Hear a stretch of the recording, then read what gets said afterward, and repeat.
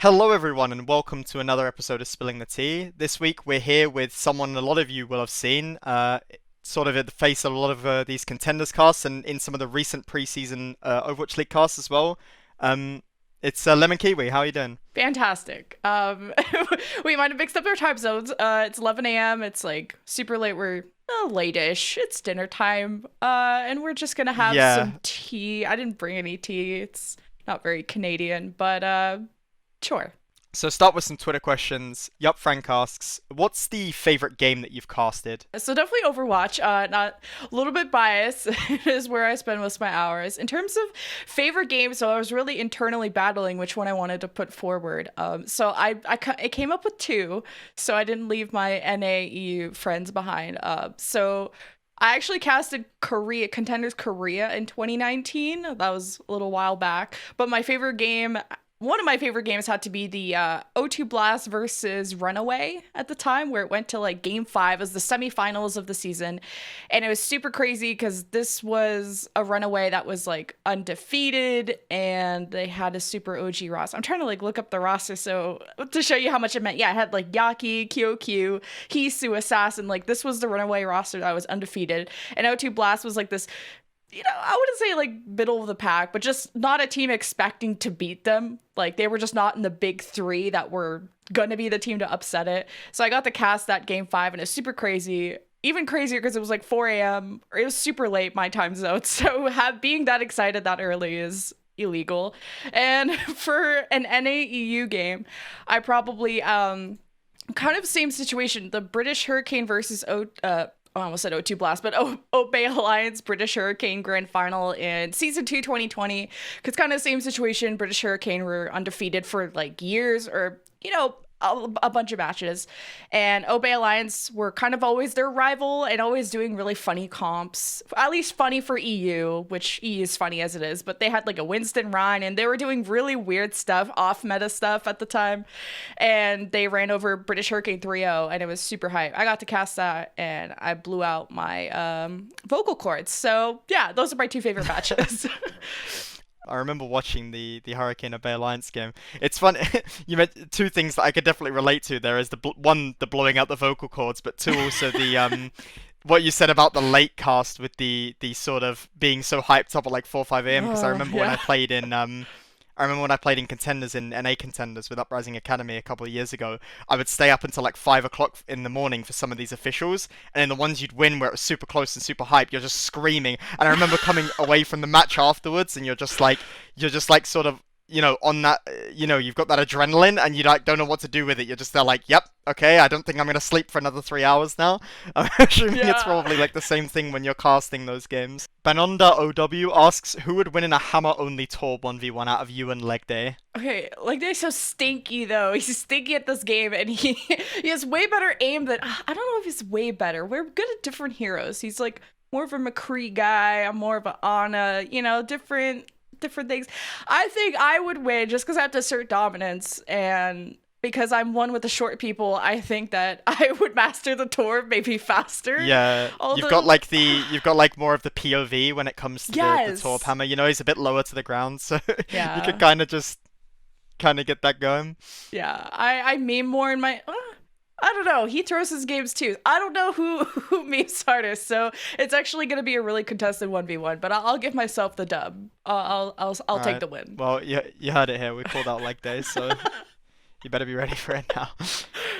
Vortex Strife asks, "What's your favorite meta or team composition to cast?" Oh, that's so tough because I know so many casters who are like, "Woo, goats," but no one wants to go back to a year of that. So it's like it was fun for the first month, and then it's like I'm trying to think of it's like what's a meal you could eat every day for the rest of your life, and it's like, oh, it's good but not for that long, so it's like Yeah, you don't want to eat it every day. there's Yeah, of just no course. comp that's good for a year straight. But any type of brawly comp, the specific brawl flavors that I really like Somber Reaper, where there's some kind of, it's not just run at the people forehead. There's some cool like TPs a Reaper could do, or a somber EMP. Like when there's a 6-man, it's a really hype moment. So kind of variations of Brawl are really fun because it's very straightforward and easy to cast. They just, both teams just run at each other. It's one big pile of stuff happening, and I don't have to worry about stuff because with Hammonds and dives, there's really weird pacing, and the fights, they have a weird poke phase, and then you have to, as a play-by-play, I'm sitting there like, is the Hammond gonna do a lot, or is the Hammond gonna do nothing?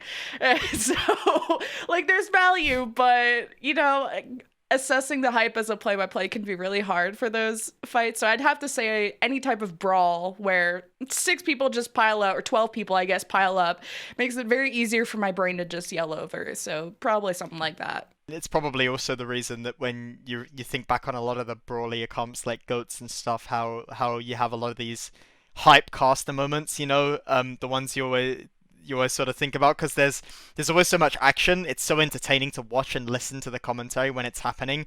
And like you said with a dive, it can be a bit weird when they're just setting up and sort of nothing's happening. It's a lot slower paced in that downtime. So I can definitely understand that being a bit awkward sitting there as a like sort of play-by-play trying to cast it. It's like, okay, the guys, they're setting up.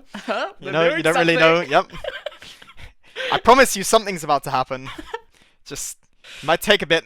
Yeah. Infected OW asks, have you ever wanted to be in another role in esports, or has like a caster always been what you've strived to be? I guess casting was more of an accident. Like I didn't just wake up one day and be like, I want to be on camera, because I actually hate being in front of people and I have a limited social battery. So people actually are very weirded out that I became a caster. I don't know.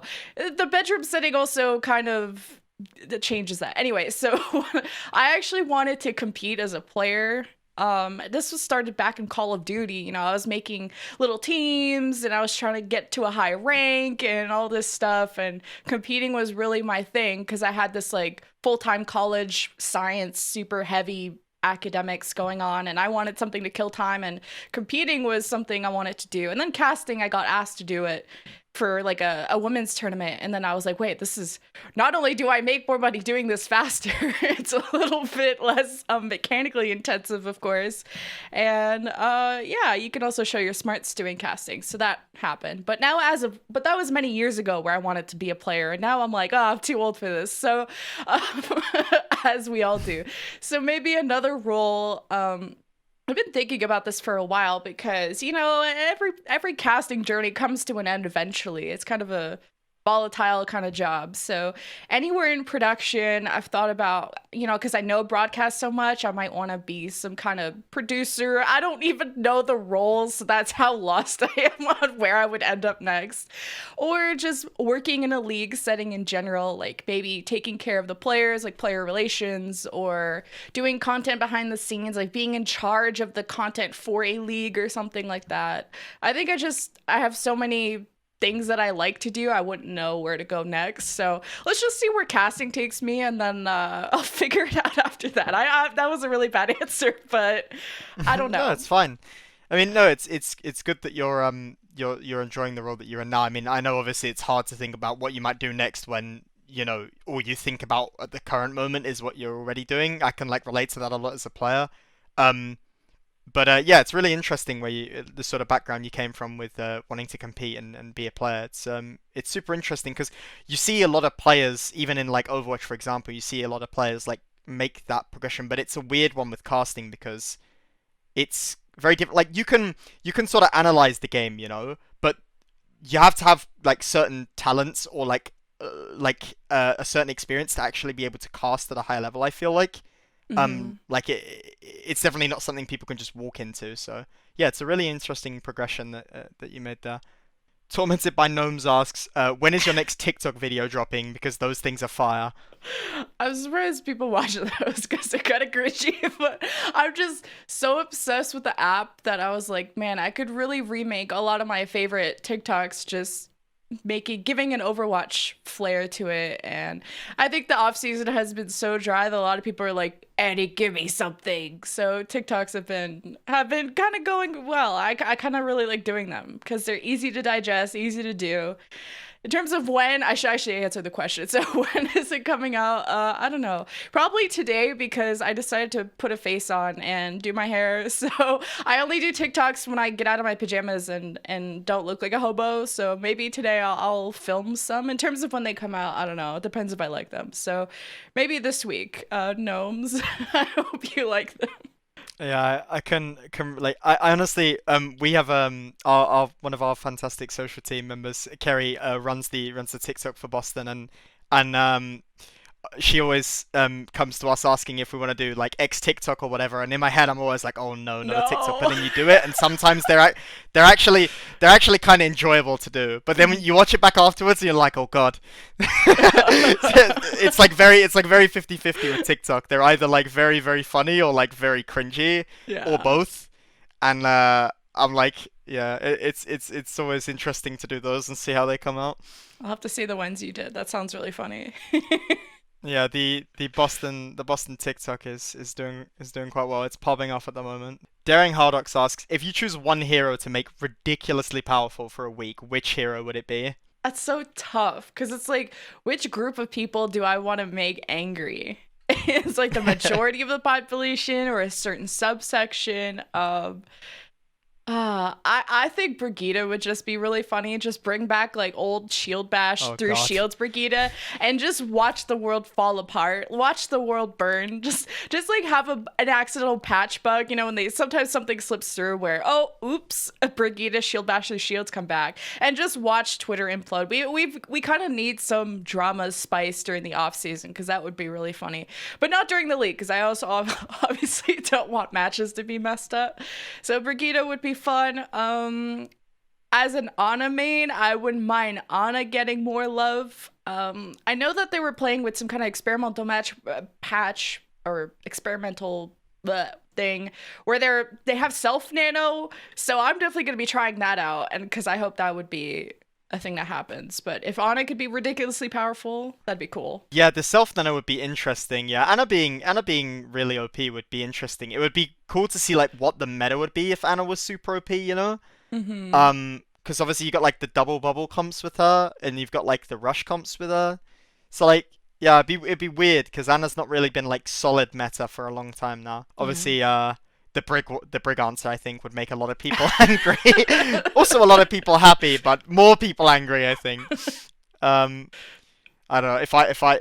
If it was me, obviously, you gotta give the Hammer Man some love. I just make him like super speed and able to kill everything in one shot. I think that'd be fair at this point. Oh, or the cancel charge and the double fire strike. I'm so excited for that. Yeah, those changes are really interesting. I'm really excited to see if they put those through or like what other changes they make. Alphatron asks, I really like the synergy you had with Legday while casting Contenders last year. Will you be casting again together in 2021? And if not, do you know who your casting partner will be? So yeah, me and like they are sticking together. We don't hate each other yet. So that's been kind of popping off. It took us a while to kind of gel a little bit because British people just have their own sense of humor and their ways of being, and being on the opposite spectrum of that. It took us a while to kind of get to know each other's senses of humor and the way we say things, and yeah, it's been really fun to work with Legday, and we're going to continue doing that. And it's just nice to work with someone who has as much work ethic and cares about content as much as I do, and is just willing to put that work in. So yeah, we're going to stick together, and at least that I know of. If he wants to break up with me, then I haven't heard the news yet. So yeah, we're sticking together.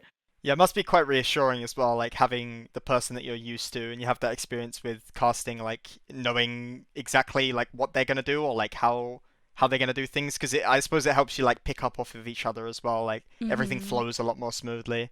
Yeah, that's the advice I give to a lot of like when people ask me for advice on casting or how to get started. It's really anchoring down a partner because, like you said, you just know how each other's sentences stop and you know what they're interested in terms of when they're casting. What is something he likes to analyze more about? Maybe I'll bring it up in my play by play, or we just, I don't know, you get used to each other more, and then of course, when you're more friends with somebody, your personality gets to come out and shine a little bit more. So that's when casters become a lot more enjoyable, is when they're comfortable with each other. So that's you didn't ask for advice, but that's one of them. Get a partner, stick with them, and deal with your issues together. Don't rotate. No, it's great advice for people who might want to, go into casting and stuff. It's always good to hear stuff from a caster's perspective. Joe Boko7 asks, what lemon kiwi thing would taste the best? For example, a lemon kiwi cake, a soda, a pie, etc. Those don't seem like good flavors, first off. I only got that name because, okay, so I was on Xbox one day at midnight. I'm 12 years old. I'm making a name, and everything's taken on Xbox Live. So I'm like, I want something cute and feminine that doesn't scream gamer princess EXO, but is like hints that I'm a girl. So I was like, oh, fruits are like nice and cute and awesome. So I wanted strawberry kiwi. That was taken. And you know how Xbox like spits out some other variations of your name, and different ones came out, and I was like, oh, LemonKiwi's not taken, so no one plans on their first gamer name becoming their brand. I know some people rebrand from that, but I was like, I guess I'm stuck with this. I don't want It's too late to rebrand now. But to answer your question, what would be the best? Actually, if you Google LemonKiwi, there's like recipes that come up for like super, not vegan, but just healthy smoothies of lemon and kiwis in it. I don't know, there's smoothie recipes, I guess.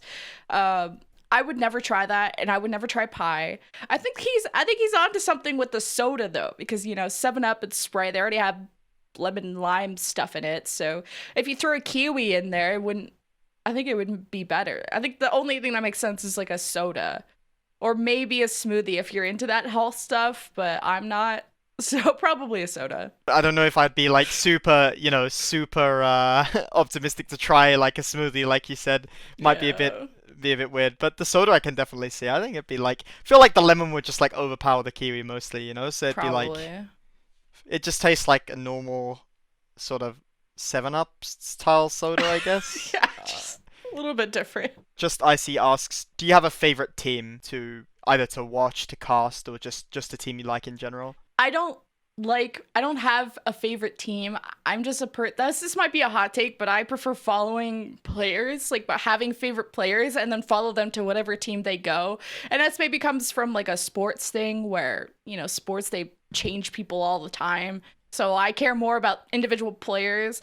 There's certain teams that have like cool stuff going on that I maybe watch a bit more. I like the Philly Fusion content. The Dallas Fuel does some cool stuff. The Shock merch I like a lot, and of course Boston.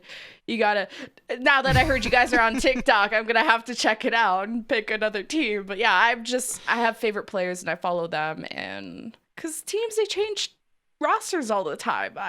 I don't know, it just gives a team a whole new look when they have different players. So yeah, not really. Yeah, no, I completely understand that. I'm exactly the same when it comes to being like a fan rather than a player. I follow, specific players, either people that I'm friends with, or if it comes to sports, like I follow just players that I like watching. So it's less about teams. So I completely understand where you're coming from. I think it's a lot of people are like the same when it comes to sports and also esports as well. Besant Douglas asks, when did you get your first gaming PC? This is a funny story. So this is when I started college. No, it was a long time. But I had invested in my own gaming PC, which at the time was like 1K Canadian, which is 900 something US. I don't know, pounds and all that, but it just wasn't like a beefy thing. But my parents could not get over the fact that I spend $1,000 on a PC. Like, parents at that age are just like, oh, $1,000, that should go into a car, that should go into your tuition. Why the heck would you get a PC worth that much? But yeah, it was like 18, 19, I wanted a PC for gaming, I think. I don't even remember the purpose. I think at the time I wanted to stream or something. So I was like, I need a PC. And then I got somebody to build it for me. Canada Computers put it together. I even paid somebody to build it for me because I was just useless and didn't want to break something. And then I got it, and my parents were so mad at me for years that I spent $1,000 for an 18-year-old at the time was like 1/3 of what was in my bank account. So they were not happy, but I think it was worth it. Yeah, definitely. I think every gamer out there can sort of relate to the exact scenario where it's like you buy it or you have like a PC early on and your parents like completely don't understand what's going on. Yeah. I feel like that ends up being the same thing happening with like esports as well.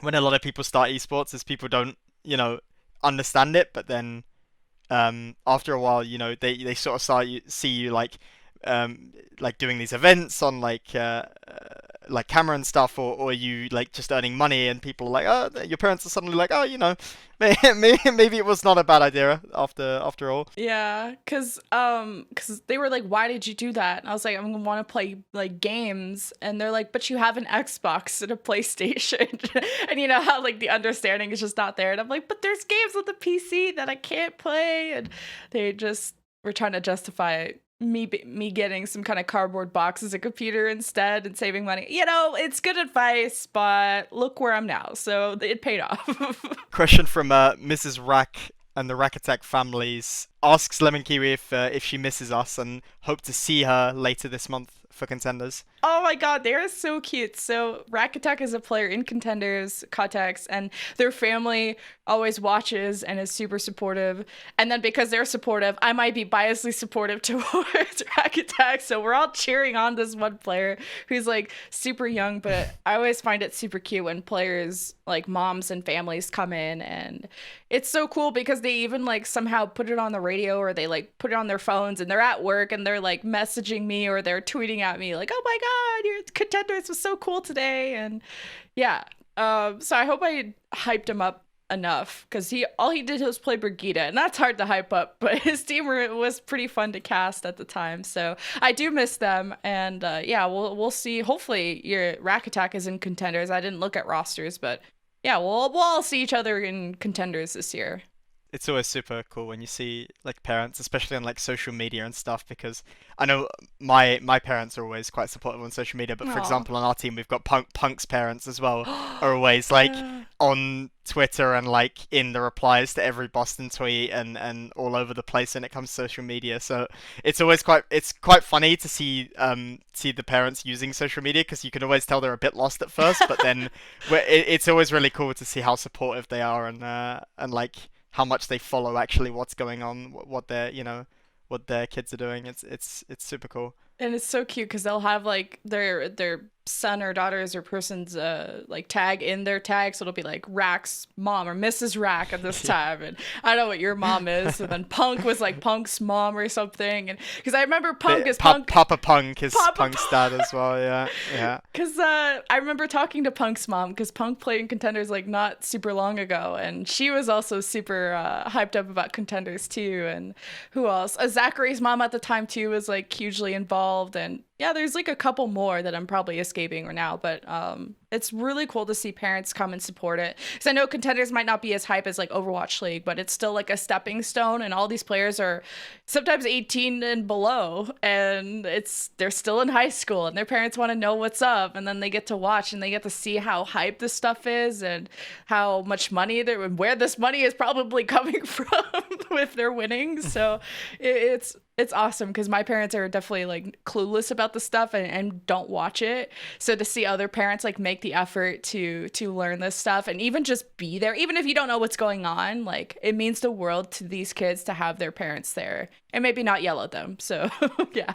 These storylines do come from Contenders as well, and like you said, it might not be as important to some people as the Overwatch League, but it is definitely important. It's what sort of brings these players into the system where they can improve and helps them reach the league. So it is super important to watch and support Contenders. So yeah, if anyone's watching and they're not watching Contenders already, go do that. Yeah. That's a good note to end on. So yeah, thank you so much, LemonKiwi, for answering the questions that we threw at you. Thank I hope you. you had a good time doing it. Yeah, thank you for having me on, and you guys should go check out apparently the Boston Uprising TikTok because it's popping off and well wherever this is Yeah, being shown that's a too. good idea.